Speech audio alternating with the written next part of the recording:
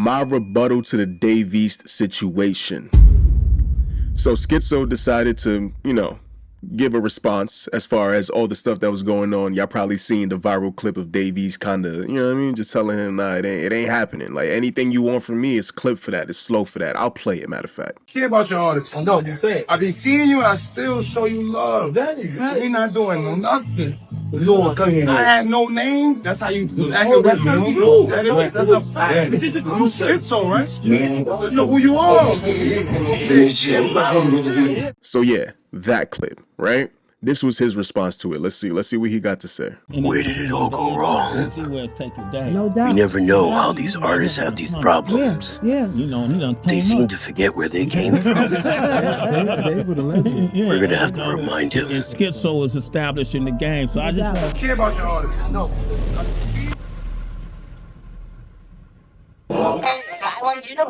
Sorry, I was just looking at an artist that I'm working on right now. Shout out to Buku.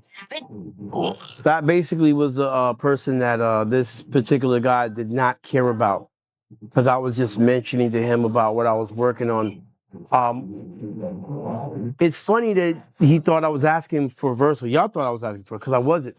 If you would notice, I had a puppet in my hand. It's because certain people know that I'm Edwin, which is a weed puppet that interviews celebrities. Hello, my name is Edwin. Hello, my name is Edwin. Hello, my name is Edwin. Humbly going up to these celebrities and asking them, hey, can we do the interview? And they do it gracefully because, it's a puppet.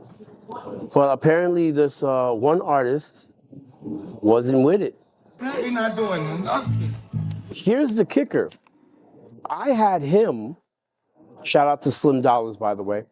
I had him on Sway in the Morning with me. Sway asked me, hey, pick 4 artists and we'll put them on the show with you, showcasing your beats and they can rap on it. And Dave East is here too, man. Sway, what it do, man? They already know you. Okay. I was completely unaware of this. But in this industry, the music industry, as somebody who has, played a little part with these industry politics in one way or another, the thing about this industry is that the way things try to be portrayed aren't usually the way that it is in reality, right? The way it's being portrayed isn't usually the reality of it, is what I'm saying. And in a lot of ways, yeah, you might have brought him here and gave him an opportunity and he did his thing, etc., etc. But that doesn't mean that you never tried to play him at one point or another. I'm just saying, like, this is a reality. But let's see what he has to say. I'm curious. Black Rose is here, man.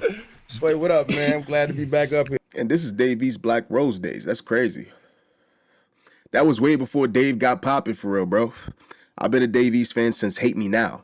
If you know Dave East's career, you know that I think that was once he was on Mass Appeal, if I'm not mistaken. But yeah, this was very early on in his career. He wasn't Dave East of today. And he's not like a crazy famous A-list artist. Let's keep it a band.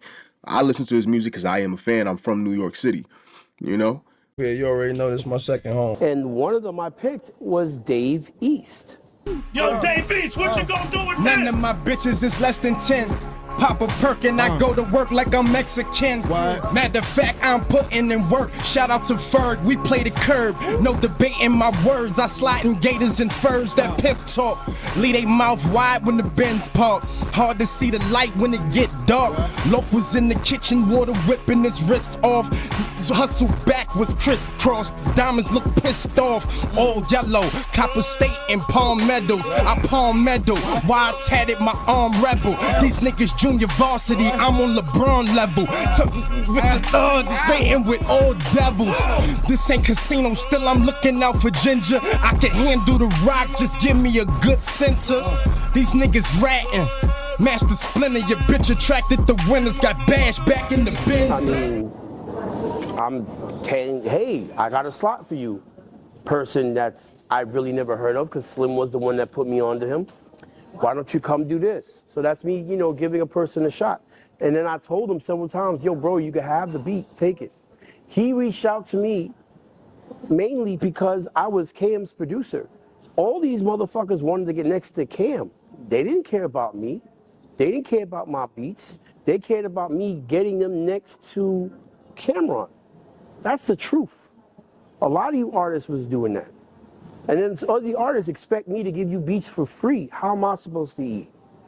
You think I'm supposed to be like, oh, hey, here's a beat for free. Here you go.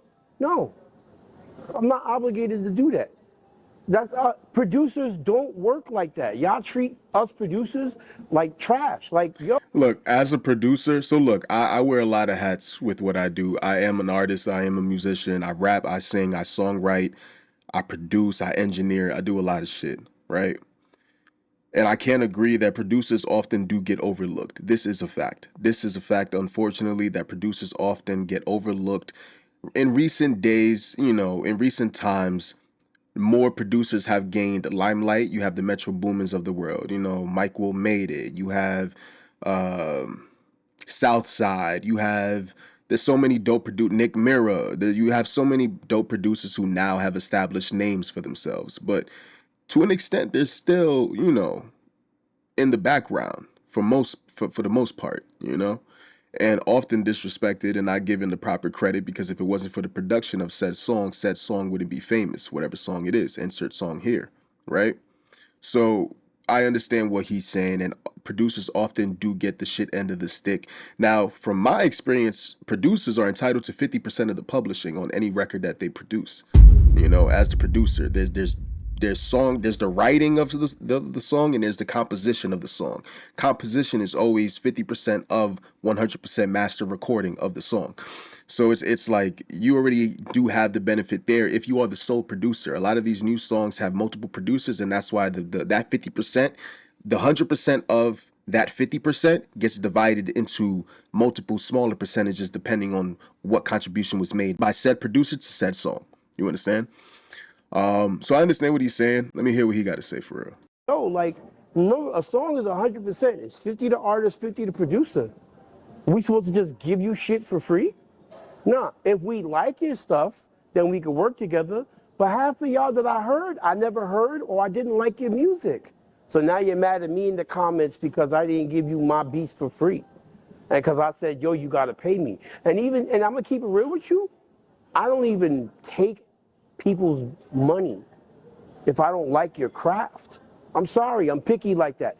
Judge me on that way. Sorry, I'm just very picky when it comes to who I do work with, because I'm not one of those dudes that saturates himself by just doing music with anybody. Like, I like your stuff. Like, I'm that type of artist and producer that I just don't like putting crap out. I'm sorry, like, I like good quality. I'd like to see you go to a Louis Vuitton store and ask them, like, yo, I know this bag is $3,500. You think I can get it for $50? I'm sorry, did you say 50? Yeah, Chris 50. But why y'all don't argue with them, but you want to argue with me? And here's the thing about it, like, and it looks crazy because here's this guy who, even when he got his deal with Def Jam, it's not like he never reached out to me. He didn't reach out to me at all. None of that. I got emails and receipts. I'm about to put it up. I got a text right over here and an email right over here. I've been reaching out to this guy, and he hasn't been hitting me up. Hold on, run that got back, a text right over here and an email right over here. I guess he was texting Wayno, who was Dave East's producer at the time. He was saying, yo, what's good? It's Skitzo.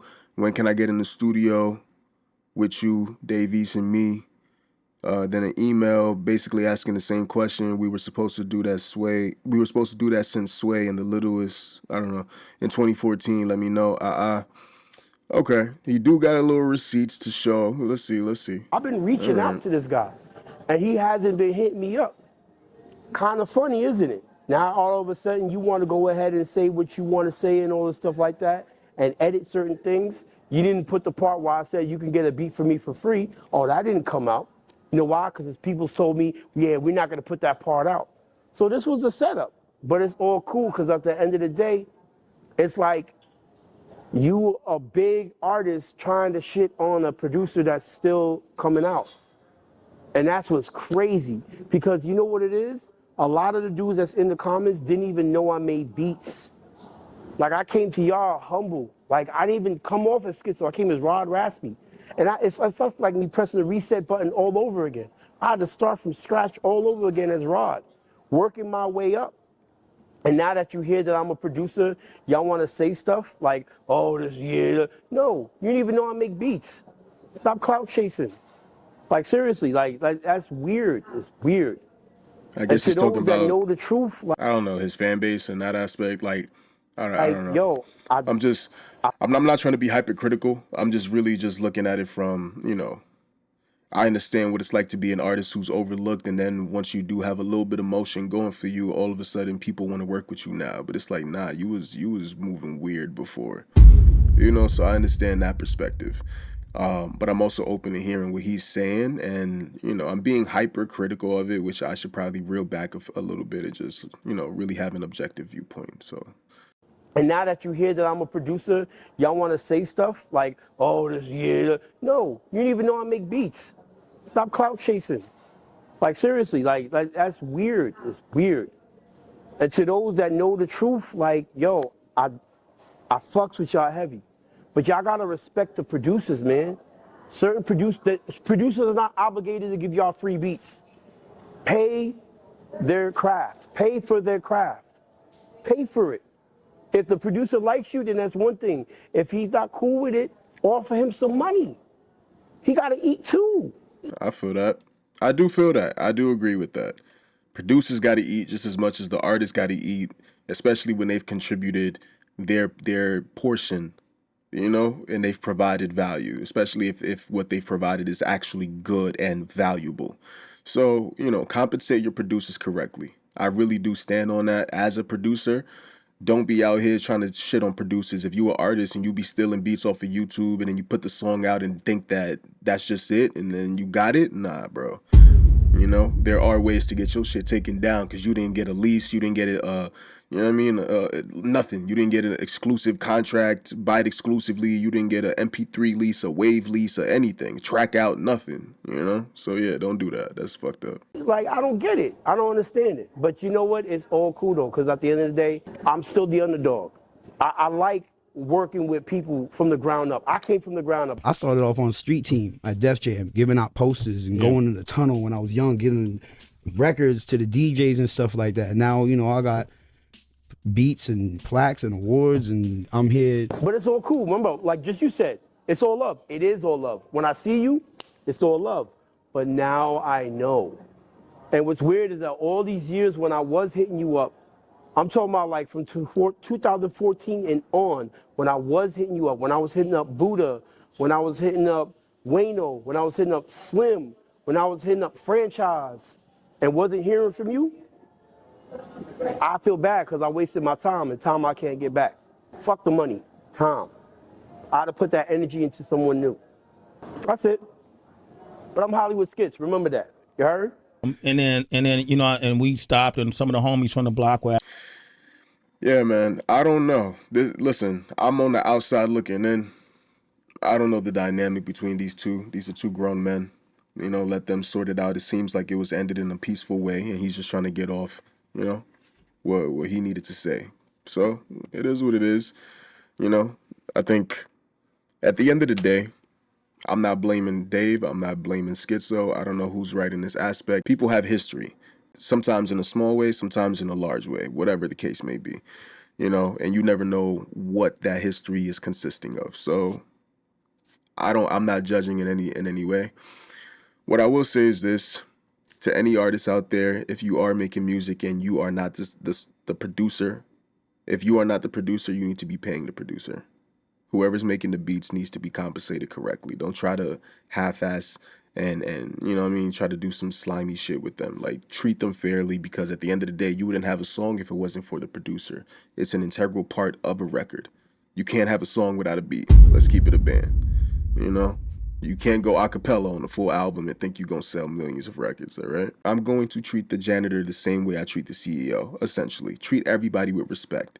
Give everybody a chance to show you what value they could provide. You understand? Be open to hearing other people's perspective and understand that other people can provide value to you even if you don't think so. It could be in the smallest way sometimes, So don't box nobody out, especially because you never know who or what somebody can become one day. The person that you're shitting on now could become the biggest person on the planet 10 years from now. And you're going to wish that you had maintained a good relationship with that person. Just saying. All right? On that note, I'll see you guys on the next one. Peace.